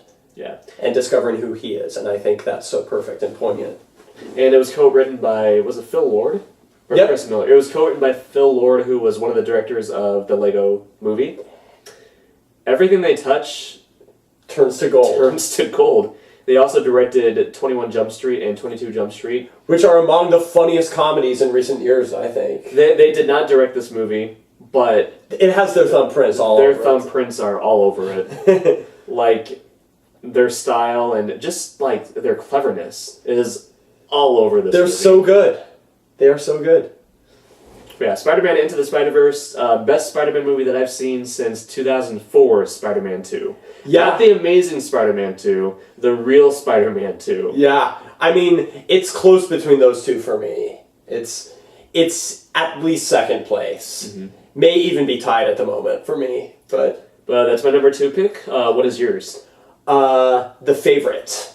Oh, it's not your favorite last year? It was... Oh my god. The Favorite was very nearly my favorite. Okay, there were so many... I've seen so many YouTube videos where they put The Favorite at the top of their lists, and of course they make that joke, you know?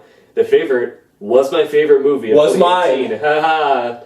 Pun not intended. Anyway. Yeah. Okay, so I'll just start this off. I'm not usually a fan of period costume dramas. Me neither. They usually do extraordinarily little for me. Some exceptions. Yeah. Shakespeare in Love. Yeah. I love that movie. Yeah.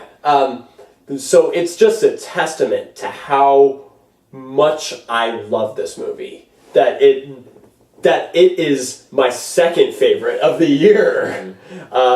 Tells the story of 18th century Queen Anne in England and the two cousins, Sarah and Abigail, who are basically fighting to be her favorite. In more ways than one. Yep, to be as her we would favorite. Soon discover. To be her favorite lover, to be her favorite consultant in times of war. Favorite friend. Yep. Yeah, this is not your average period piece, which I think has much to do with the fact that this was directed by Yorgos Lanthimos, who is best known for very dry and deadpan art films like The Lobster. Very unique kind of humor. Yeah, and And this film still has some of kind of that dry, deadpan kind of humor to it. Mm-hmm. But this is easily the best aspects of the other films he's made in his most accessible work to date. Because when I saw this, I was like, oh, this is going to be really weird. And I was really surprised at how accessible it was. Just how flat out just entertaining this movie was. Man, some of the comebacks in this movie are so sassy. Oh, the dialogue in this movie is hilarious. So good. Like, it's that kind of like it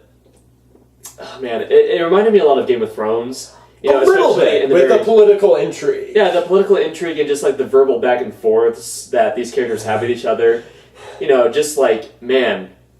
Like I said, some of the comebacks in this movie are for the ages. No, I was legitimately laughing out loud for so much of this movie. And I think what's so interesting, I like that this is a departure from other period pieces because I feel like it uses its setting sort of to its benefit just because, like, behind the regal decorum of this setting and these characters, there's this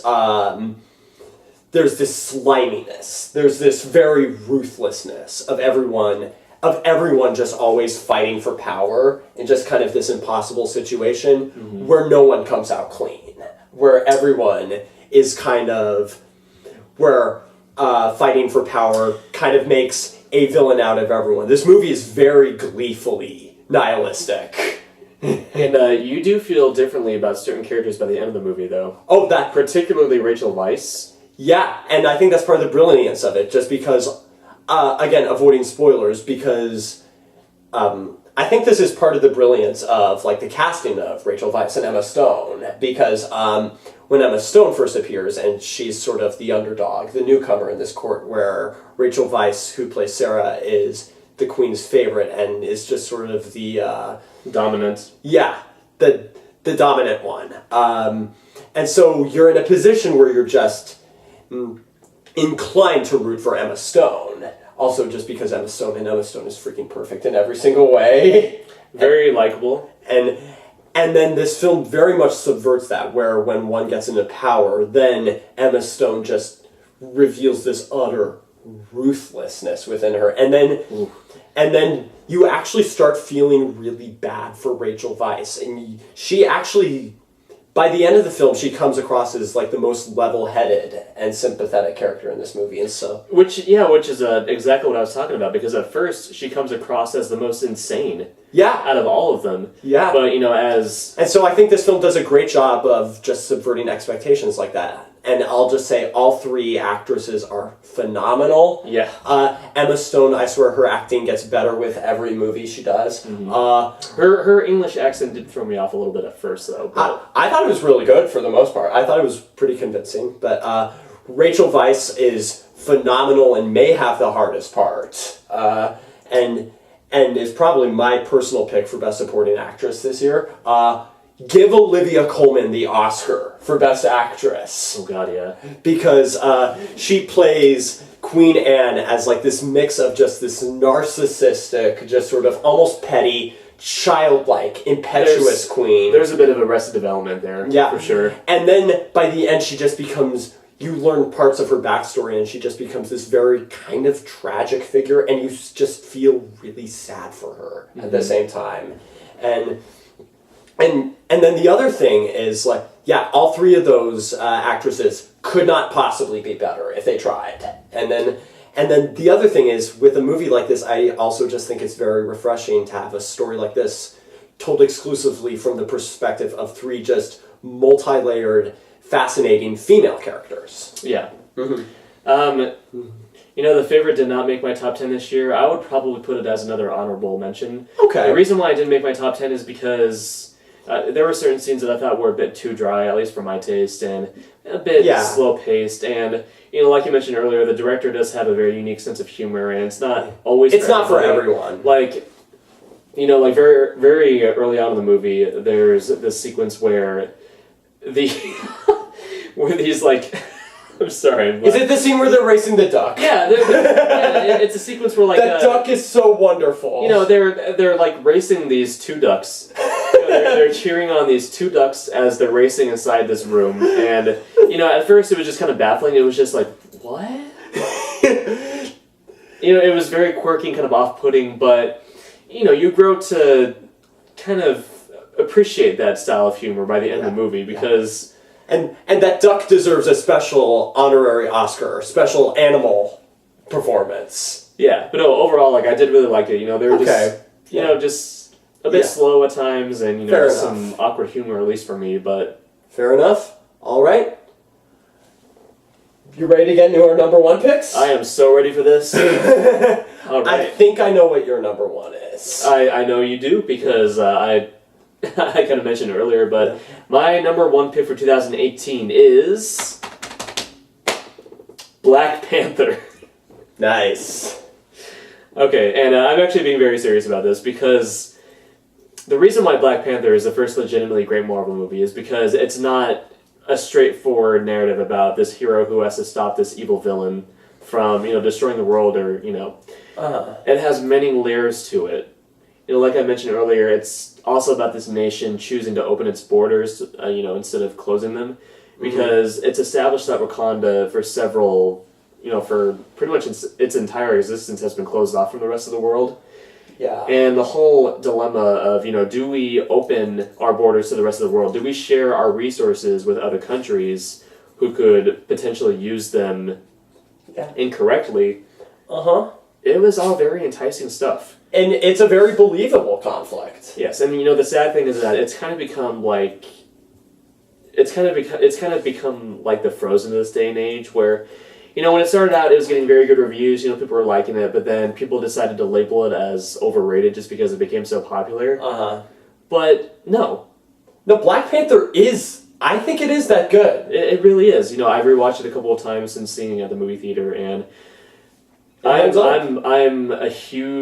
I'm very interested in African culture in general. Mm-hmm. So I was very excited by the world building in this movie, and one complaint I did hear was there was some confusion as to why this advanced society still had very, shall we say, barbaric rituals. Like the way they decide to... Really? The way they decide to... That's what people are complaining about? That's what some people are complaining about, but no. Here's the thing. Really? I mean, yeah, the way they choose their next king is through this... combat. Through combat. Basically trial by combat, like in Game of Thrones. Basically trial by combat, which, yes, is simplistic, and, doesn't quite match this society that has been set up. But, the message of the movie is that Wakanda is very, what's the word that I'm looking for? It is a flawed place. It's a very flawed society. It's not perfect. Yeah. And, just having this system where the winner of this trial by combat gets to become king, and I think really ties in perfectly to what the movie is trying to say. And it becomes part of the conflict of the movie. Just the fact that something so outdated leads to what happens, I think is kind of perfect. That's the word I was looking for, is outdated. Why would they do something so outdated when they're such an advanced society? I think it works. I really do think it works because, like I said, it shows that this society isn't perfect. Yeah. And, when Michael B. Jordan's character comes along, he challenges their culture and their way of life. He's basically telling them that, look, you need to open up to the rest of the world because our people have suffered. You can do something about it, but instead, you have chosen to sit back and do nothing. Yeah. With your outdated rituals and your advanced technology. Wakanda needs to change its ways. Mm-hmm. And in some ways he's right, and in some ways he's wrong. Which does make him a very multi-layered villain. Yeah. But yeah, Black Panther, it came out in February of 2018? Yep. Yeah, I mean, I saw it, it was an early release, but it quickly became my favorite of the year. It stayed that way until the end. Yeah. I cannot sing his praises enough. I thought Ryan Coogler was an excellent choice to direct. Okay, something that I will complain about, because this is a legitimate complaint that does have some merit. Some of the CGI in this movie is shockingly bad. That is pretty much my only complaint with this movie. There have been other videos Pretty analyzing much it. my only complaint. But, you know, the final fight between him and Michael B. Jordan takes place in this underground cave, and yeah, it looks fake as hell. You never believe for a second that they're actually in that environment. Yeah. But I was okay with it because, you know, it's more about the idea. Yeah. The idea that, like, you have this current king going up against this potential king. And just the emotionality of it kept me invested anyway, personally.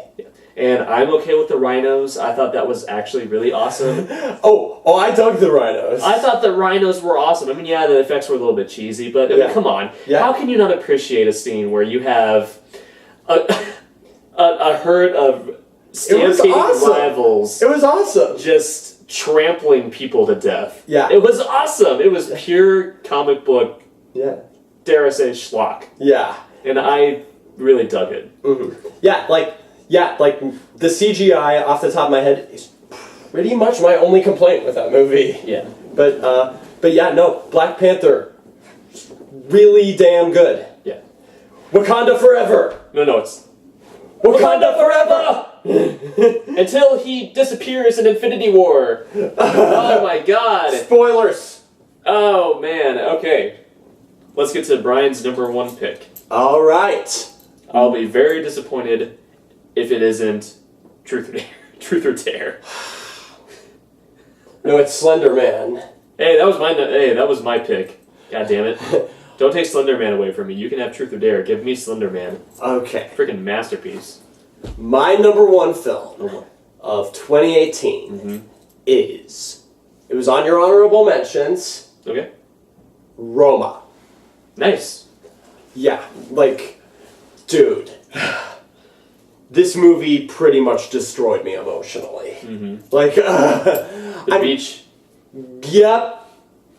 You know which two scenes I am talking about. In the last half hour that messed me up. Yeah. And I'll just say this out of the way, I'm not completely unbiased. Alfonso Cuarón is one of my favorite working filmmakers. How does this rank? Either second or third. Where does for this me. rank? Yeah. Either second or third place. It's either this or Y Tu Mama Tambien for me. Not Children of Men? Children of Men is number one for me. Okay. But that's still his masterpiece in my book. But this is either second or third place. This is probably one of my favorite films of the decade so far. And just the reason that I love this movie so much is, well, just because, like, I remember there was this famous review quote from Roger Ebert, I think it was, where he said, the movies are like a machine that generates empathy. That was Ebert. Yeah. Yeah. And case in point, Roma. Like, Roma does nothing if not prove that. This movie fits that statement. This movie radiates empathy. Yeah. Like, and okay, basically this movie is set in 1971. It's semi-autobiographical, is the thing. Yeah. This was this is a story basically about Alfonso Cuarón's nanny growing up when he was a child, because from what I understand, the youngest child in the main family in this movie is sort of meant to be who Cuarón was. The youngest child in the family is basically his stand-in. Pretty much his stand-in, yeah. Yeah, and so basically it tells the story of a middle-class family and their maid Cleo, who looks after the children. And he said this was a love letter to the woman who raised me. And so it is very much about Cleo and just sort of her day-to-day life, trying to look after the children, and just sort of this weird conflict that comes with, like, she's a part of this family because she loves these children, like her life depends on it. But at the same time, she's not really a part of this family because she's a maid. She lives in a different house from them. She's still technically working for money. And what I think is so just astonishing about this film is really just how it juxtaposes her struggles with the world presented around her. Because I think this is a film that is somehow, like, really the only other film that I can say this about is Boyhood. In how it's both epic and intimate Yes. at the same time. Yeah. Because it juxtaposes Cleo's day-to-day struggles with just this, in this 70s era Mexico, just this ever-changing socio-political landscape around her, with just like this new leader coming into power in Mexico. Just there's this scene where protests break out. Oh God. And that's just a breathtaking sequence. Yeah. And also, just with the way Cuarón is focusing on the world around her, the craft of this movie is nothing if not completely immersive. The production design, sound work, and cinematography, the attention to detail is insane. Like, It really is. like I mean, I don't mean to brag. This movie's technically on Netflix. Camel View in Scottsdale did a 2-week run of this movie. I saw it there. There were moments where I thought I heard someone talking behind me. I turned around and just to shush him, and then I was like, oh wait, no, that's the movie. Just because the sound work was just capturing like the sounds of these crowds, and it was just that immersive. So you almost, Yeah. you almost got like pissed at someone for absolutely no reason. Yeah. and then How was the crowd reaction to that movie, by the way? it was interesting because I could tell some people were bored with it, which I'd be lying if I said I couldn't understand, because this is sort of a day-to-day life kind of movie. Yeah. I myself am a sucker for that kind of style. I understand how it may not gravitate towards everyone. But what I really liked about it is, for a lot of the film, I wasn't really sure where it was going. It didn't really feel like it had much of an arc. And then the last 30 minutes, just that arc became so clear, and everything preceding it just became so much richer. And then when I saw it again, it just really all fit together. And then what I think is just so touching about this movie is, because obviously Cleo is the main focus of this movie. Yeah, she is. And this actress, a newcomer, Yalitza Aparicio, like, this is her debut film, and it's just an amazing performance. Like you do not even feel like she is acting in this movie. And, No.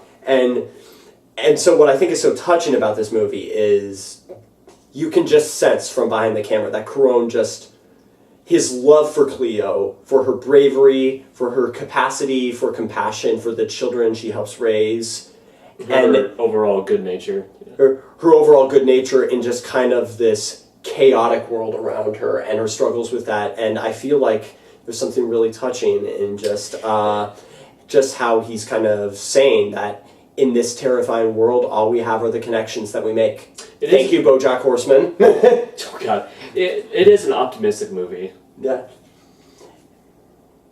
Yeah. But yeah, no, I mean, like you said, I mean, it's both epic, but it's also very intimate. Yeah. Which is something I think Cuarón has always had a very good balance with. I think he can make these high-budget epic movies, but still have these deeply emotional human moments. Yeah. Like he did so with Gravity. Yeah. With Sandra Bullock, and he also, in certain respects, he did that with Harry Potter and the Prisoner of Azkaban. Yeah. Gravity's basically an epic space film about grief. Mm-hmm. Basically. And like the rebirth of this grieving woman. Yeah. And then Children of Men, obviously, it's all about just the scale of like, why does one life matter in the scale of just so much awfulness in the world? Oh man, Children of Men was a tearjerker. That movie just... That was a hard sit. It wasn't a hard sit because I wasn't enjoying it. I actually dug the hell out of that movie, but man, was it depressing as hell. I genuinely think Children of Men is a masterpiece.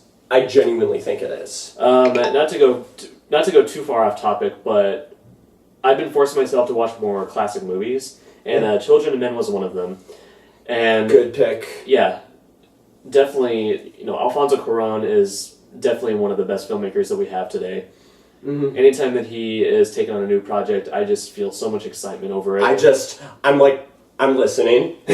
I'm going to say this, as a fan of the series, I wish he had done more Harry Potter movies. Oh no, I do too. Not to say I disliked Mike Newell or David Yates. I thought they both did very good jobs, but Alfonso Cuarón just He brought brought a a whole new energy to that He brought series. a real vision to it, I think. He did. Which he does with every movie, including Roma.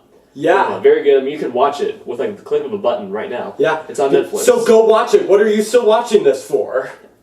So yeah, Brian's number one pick of 2018 is Roma. Mine is Black Panther. That just kind of shows the difference between us. Even though Black Panther was on my number 5. Yeah, as far as like 2019 is concerned, there are some movies that I'll probably drag him to see, even though he doesn't want to. I mean, we have The Gallows Part 2. Is that coming out? Yes. We have... What the hell? 47 Meters Down 2. We have... Oh no, we're both going to that one willingly. We have Happy Death Day to You. I still need to watch the first one. The first one is actually pretty decent. I've heard. It's more of a comedy than anything. I've heard. I'm sure there will be a number of movies that I'll drag you to and you'll end up hating me for. But no, on a serious note, what movies are you really looking forward to in 2019? Just real quick. What are some of your most anticipated? Star Wars Episode 9. Avengers Endgame. Mm-hmm. Trying to think. Hobbs and Shaw. I mean, I'll go see that. But I'm a sucker for Fast and Furious. But I don't care what anyone says. But, The Irishman, the new Scorsese film. That's being released on Netflix, right? Yep. Hell yeah. Any Scorsese, I'm there in a heartbeat. Those are probably my 3 biggest. What about you? Well, most of mine are horror. There's It Chapter 2. Oh. Yeah. Which, the cast for that movie interests me because you have Jessica Chastain, a phenomenal actress, but you also have Bill Hader. And James McAvoy. Bill Hader in his very first horror movie. I'm very curious to see how that works out because I saw an interview with him recently where he talked about how bad he is at acting scared. I hope to God that he does a good job in the movie. I'm sure he will. He's phenomenal in Barry, the HBO series. Fair enough. I need to watch Barry, but so I could see him pulling this off. Other movies, I mean, yeah, obviously Avengers Endgame, Star Wars Episode 9, just because I'm such a fan already. Yeah. I want to see how this trilogy ends. Yeah. Joker with Joaquin Phoenix, which has been described as the taxi driver of comic book movies. Directed by Todd Phillips, a.k.a. the Hangover Todd Phillips. From the writer of 8 Mile. Yeah, interesting. It's a weird combination. Just a few more, just real quick. Pet Sematary. Yeah. A couple more horror movies. There's this original horror movie coming out called Brightburn. Ooh, yeah. Which was produced by James Gunn. It's essentially the Superman origin story, but it has a very dark twist. Yeah, it looks interesting. Once Upon a Time in Hollywood with Quentin Tarantino. Oh, forgot about that one. Yeah. That's sure to be awesome. Hell yeah. Has a tremendous cast. I mean, Leo DiCaprio, Margot Robbie, Brad Pitt, Al Pacino, pretty much everyone in Hollywood. Yeah. Hell yeah. Anyway, yeah. 2019. It's looking to be an exciting year for movies. Bring it on. Gallows Part 2. Yeah. I sorely need a sequel to The Gallows. Granddaddy Daycare. Yes, that's a real movie. Yeah. Fuck yeah. So, yeah. Thanks for watching. Peace out. Peace out. See you at the movies. See you at the movies.